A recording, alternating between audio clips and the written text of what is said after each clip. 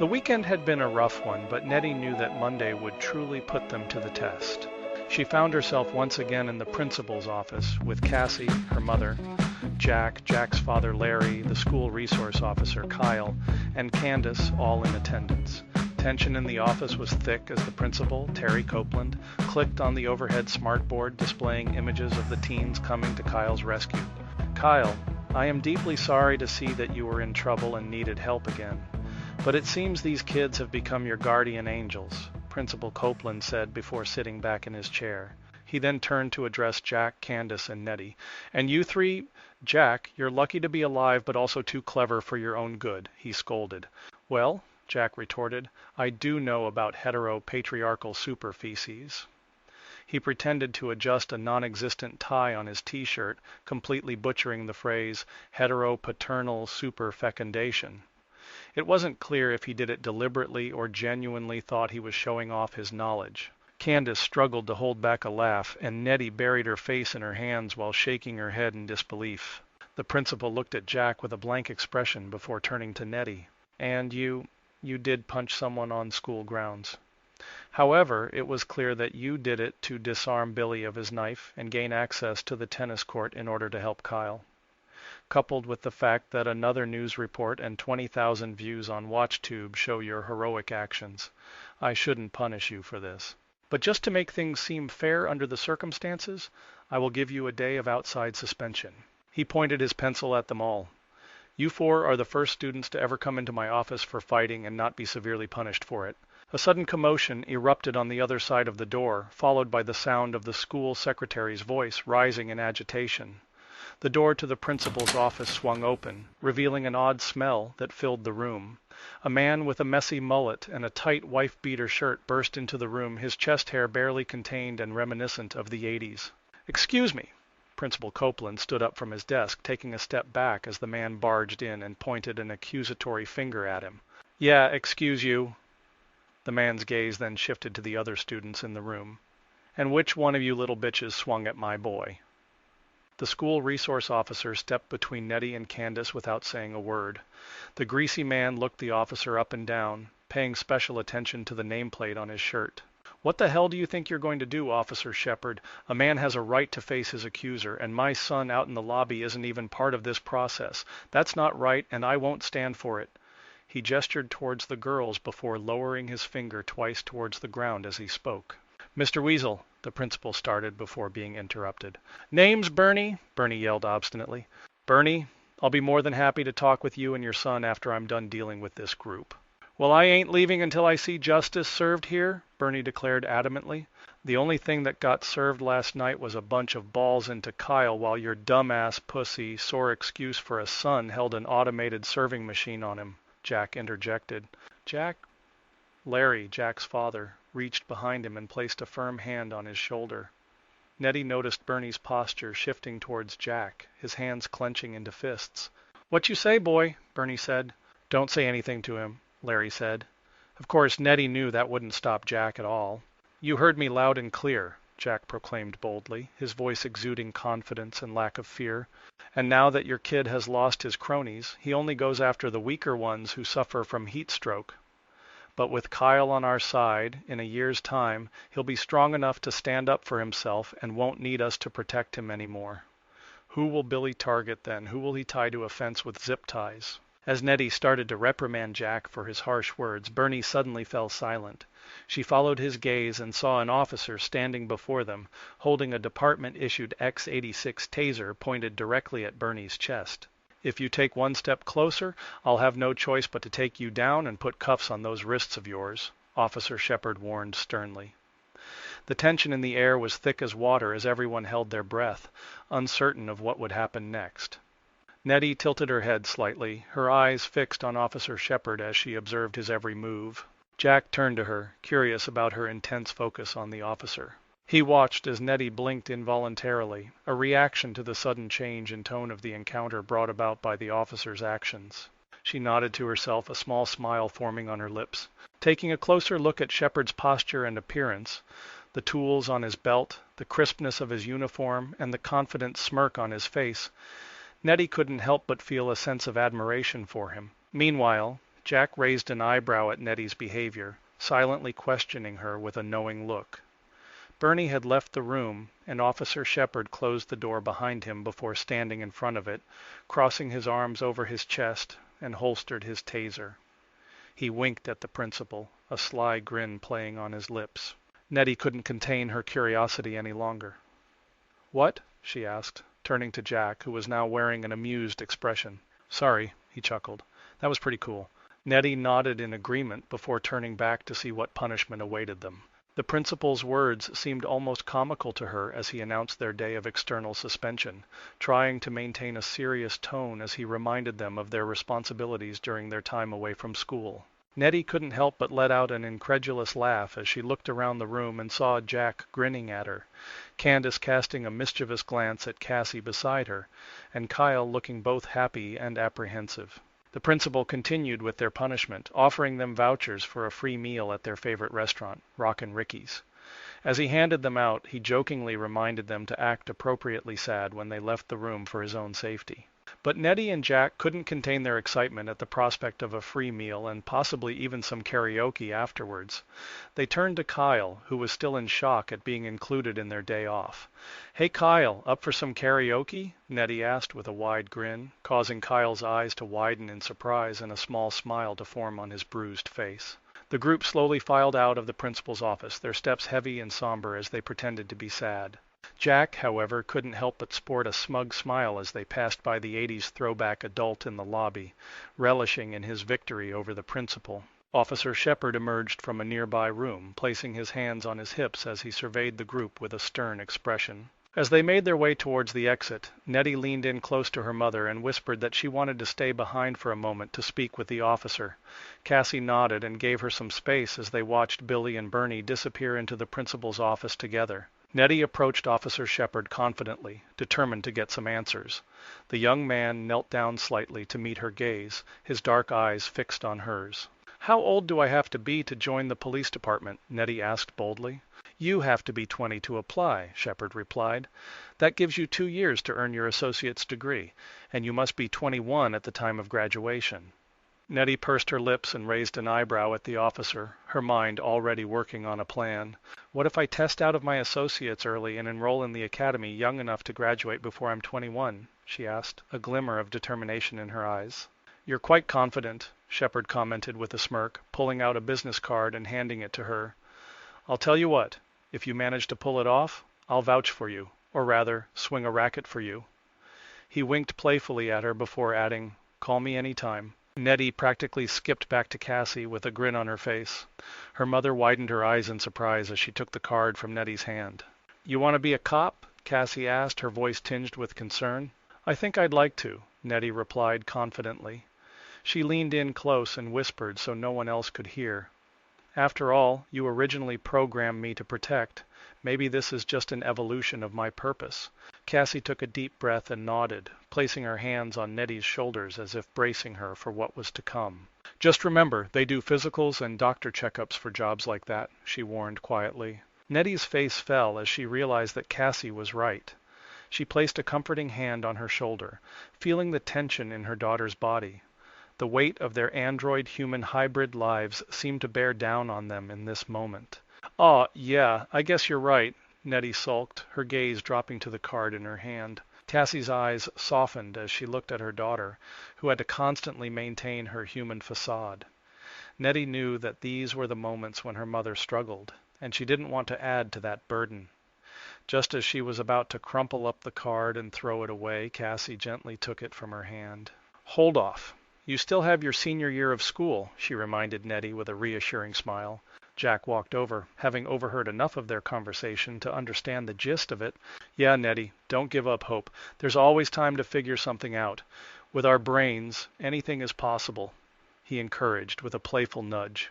Candace came up behind Nettie and wrapped her arms around her in a hug. "Well, most of the brains anyway. I just know how to surf. You want to be a cop?" "Ew," Candace joked, trying to lighten the mood. "1 more year after this. Let's see what can happen," Cassie said optimistically. "Yeah, dude!" Jack exclaimed, giving Nettie another friendly push on the shoulder. "We'll burn that bridge when we come to it." "Cross the bridge," Candace corrected with a laugh. "See, you are smart, just like me." Jack grinned at Nettie, trying to lift her spirits. Speaking of thinking you're smart, hetero-patriarchal superfeces. Candace shook her head in confusion. That's what I said, Cassie chimed in, adding with a chuckle, and that's why I'm a single mother. What? Jack and Kyle both asked in unison, equally confused. I don't understand either, Kyle admitted as he hobbled over to the group, looking at Candace since she was the oldest. I think Jack was just mixing up some words, Candace explained with a smile. Nettie buried her head into her mother's chest, closing her eyes and mumbling something unintelligible into her shirt. Oh dear, can we please move on to the next reality? Cassie sighed with a hint of amusement in her voice. Well, I guess she educates us all, she added, exchanging a knowing glance with Candace. What does that even mean? Kyle asked, still trying to make sense of the conversation. Heteropaternal superfecundation, Nettie stated once again, her voice carrying a hint of laughter and disbelief. Jack turned to Kyle, his eyebrows raised in anticipation, while Larry walked over to tell them he was heading back to the house. However, as soon as Jack mentioned Angelica and her potential to give birth to 2 babies at once, Larry stopped in his tracks and hurriedly made his exit through the door. The atmosphere shifted as Cassie took in a sharp breath and peered over at Kyle's confused expression. She could see that Jack's father had already left before anyone could say anything about his own son. Nettie gazed up at the ceiling, trying to appear nonchalant as she pretended to count the drop-down panels. Amidst the tension, Candace spoke up, her voice full of love and support for Jack. I love you, Jack, she said with sincerity, even if there is something different about you. She patted Jack on the shoulder, offering him comfort. Confused and slightly offended by their reactions, Jack looked around at everyone. Kyle shook his head at his new friend, unsure of what to make of the situation. That's not possible, Larry protested. But then, in unison, Candace, Jack, and Nettie replied with confidence, It is. Their voices echoed off the walls, leaving an eerie silence in their wake. As soon as the final bell rang, Nettie emerged from the school with her friends Marissa and Keith. They all noticed Kyle following Jack and Candace like a lost puppy. Isn't he kind of cute? Marissa couldn't help but admit. And you saved him last night and got a free ticket to Rockin' Ricky's? Nettie nodded in confirmation as they observed their other friends walking across the street, completely unaware of their presence.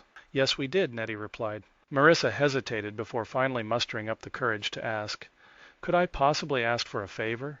You want us to use the voucher near the end of school so you can join us? Nettie questioned. A wide grin spread across Marissa's face, and she started bouncing on her heels. Well, yeah, obviously, Keith chimed in. Do you really think my sister would go sing without me? Marissa's smile widened at his comment. Thank you. Oh, it's no problem. I mean, it's ultimately up to Nettie anyway, Keith added. They're the heroes after all. No, I mean, thank you again for not hating my guts, Marissa said gratefully. Hey, would you guys be up for hanging out? Keith glanced at Nettie before turning back to Marissa with a nod of approval. Keith pushed his hands deep into his pockets, a nervous habit that he couldn't seem to shake off. He exchanged a glance with Nettie, silently communicating before turning back to Marissa. It's a delicate situation, Keith began carefully, but we could use some extra help on a little project. Nettie leaned in and whispered in Keith's ear, making sure he was certain about revealing their secret. Sensing her hesitation, Keith reassured her with a nod and continued speaking. We won't give you all the specifics, but trust us when we say it's for a good cause, Nettie chimed in. Marissa arched an eyebrow, curiosity piqued by their cryptic words.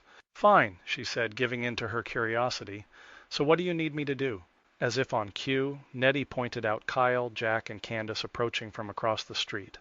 They were heading towards the same side of the street as them, only about 50 yards away. Well, we're going to need some extra hands, Keith stated with a grin. Marissa followed his gaze and saw their friends approaching. You guys are trouble, she muttered with a smile.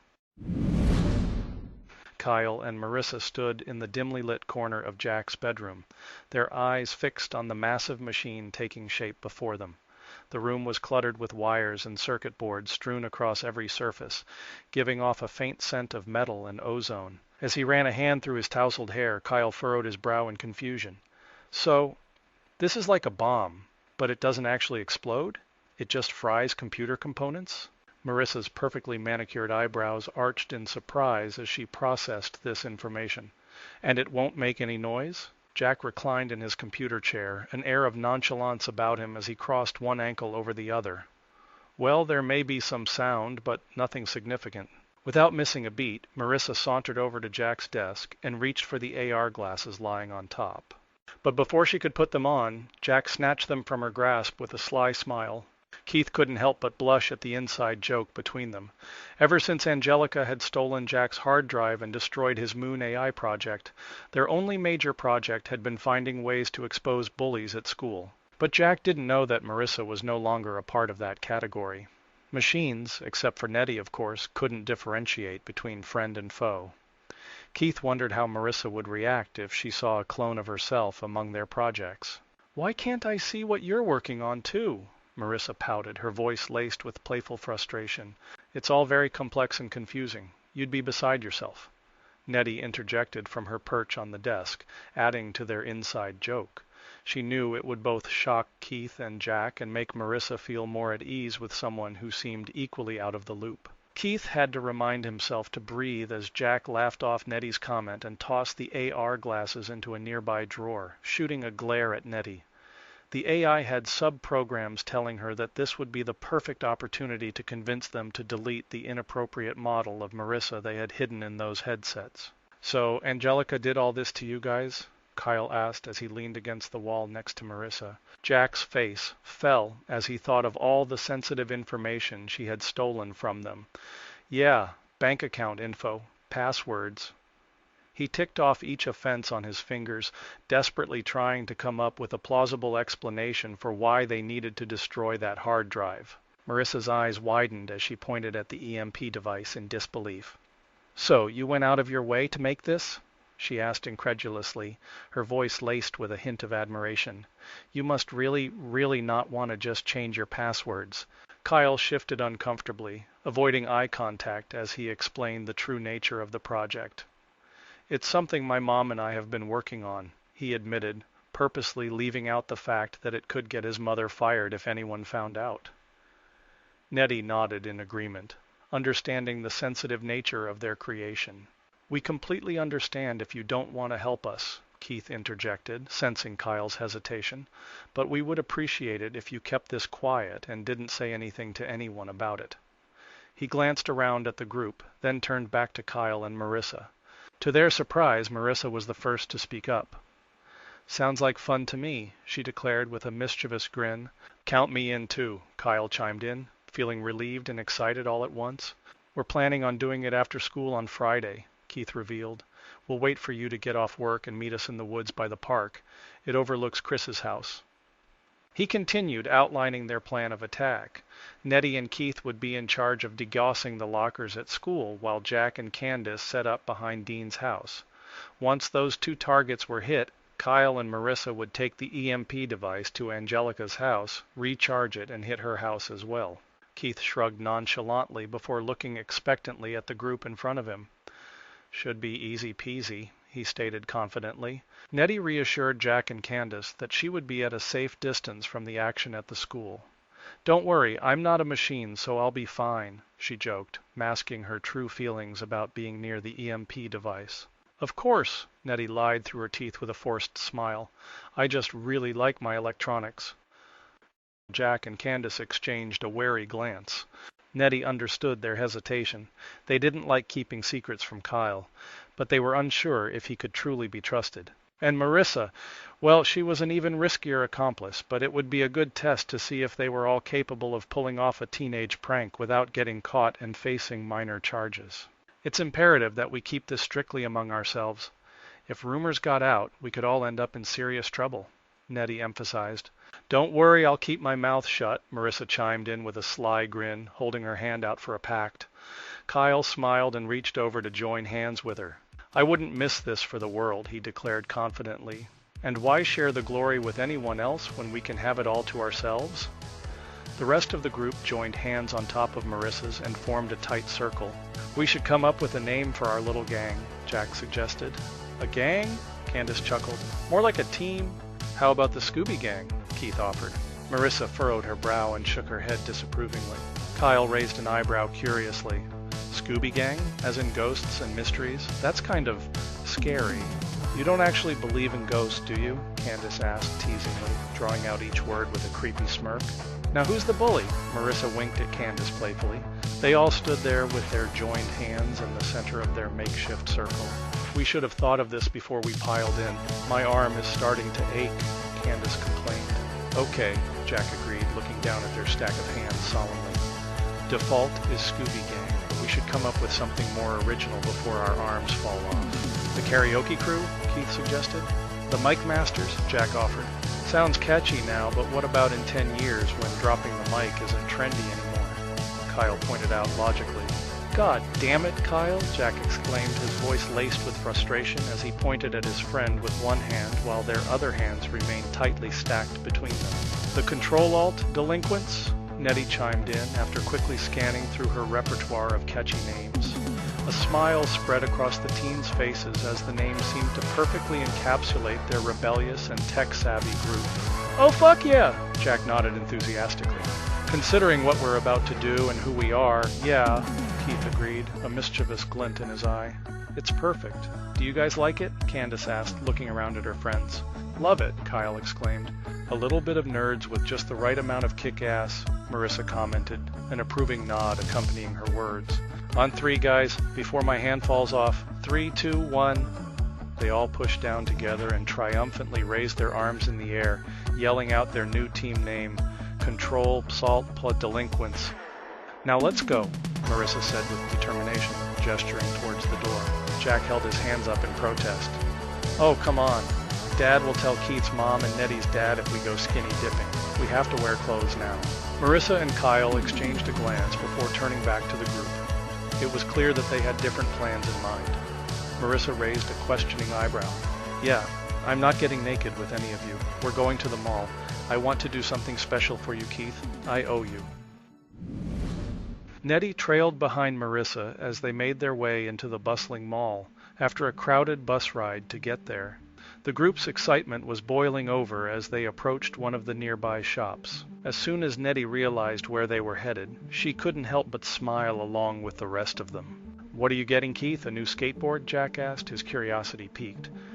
Marissa confidently marched into the shop and began speaking with the person behind the desk. Meanwhile, the other kids dispersed around the store, eagerly eyeing up the various clothing items and skate decks on display. It's more than just one for Keith. I'm getting all of us custom skateboards, Marissa announced proudly, her tone hinting at good news to come. My mom gave me an allowance and I want to use it to do something special for my friends. She turned to Nettie with a warm smile. I know you were planning on building your own board, but I really want to do this for all of us. And you can always swap out the wheels later if you want, but it just feels like the right thing to do. Must be nice having rich parents, Jack muttered under his breath. Candace overheard and immediately gave him a shove for his rude comment before Marissa could even reply. I don't know how to skate, Kyle chimed in, feeling left out from the excitement. You don't have to get me one. What? Marissa giggled, clearly amused by Kyle's assumption. You think I know how to skate? She shook her head and pointed towards Jack and Keith. They're going to teach us. Keith and Jack both looked over at them curiously. We're going to teach you what? Keith asked with a grin. Come here, Marissa exclaimed, beckoning them over. Nettie watched with a mixture of surprise and admiration as Marissa confidently handed over her debit card, and the register displayed a total of $750. The shop owner nodded in approval and looked around at the group expectantly.